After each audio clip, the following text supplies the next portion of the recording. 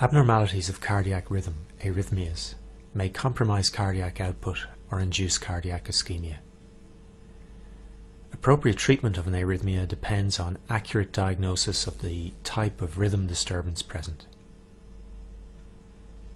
Before we go on to discuss arrhythmia diagnosis, we need to briefly revise some relevant principles from cardiac physiology.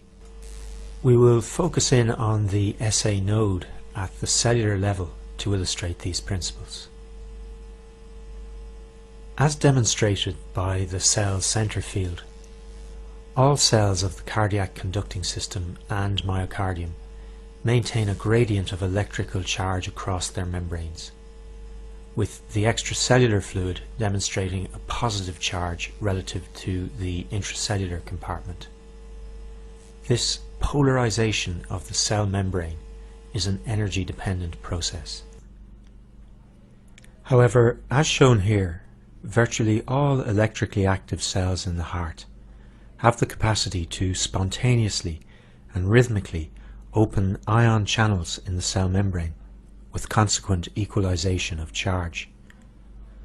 This capacity to periodically depolarize their membrane in the absence of an external stimulus is termed automaticity. As the membrane spontaneously depolarizes, a threshold is reached and an action potential is generated, which propagates out to surrounding cells, ultimately triggering depolarization of their membranes. In this way, once one region depolarizes, a wave of depolarization spreading through the entire organ is generated. Within the myocardium, depolarization spreads from cell to cell at a rate of approximately 0.5 meters per second. However, within the components of the ventricular conducting system, the velocity of conduction of depolarization is more rapid, between 4 and 8 times higher than that of muscle. This difference in conduction velocities between myocardium and the specialized ventricular conducting system is central to understanding the ECG analysis of arrhythmias.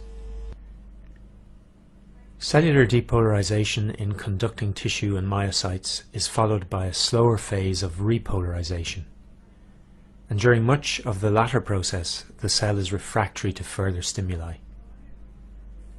During this refractory period, the cell will not depolarize either spontaneously or in response to an external stimulus. Cellular automaticity and the existence of the refractory period are crucial to understanding cardiac arrhythmias. The cells of the SA node have the highest rate of periodic depolarization, and therefore under normal circumstances the SA node drives the heart rate. However, if the SA node is damaged, other foci within the conducting system or myocardium can take over pacemaker function and drive cardiac depolarization. As one moves further down the conducting system away from the SA node, the automaticity of these latent pacemakers decline, and the heart rate generated by them will tend to be lower. When studying the videos in this section, it is very important that you are clear about one thing.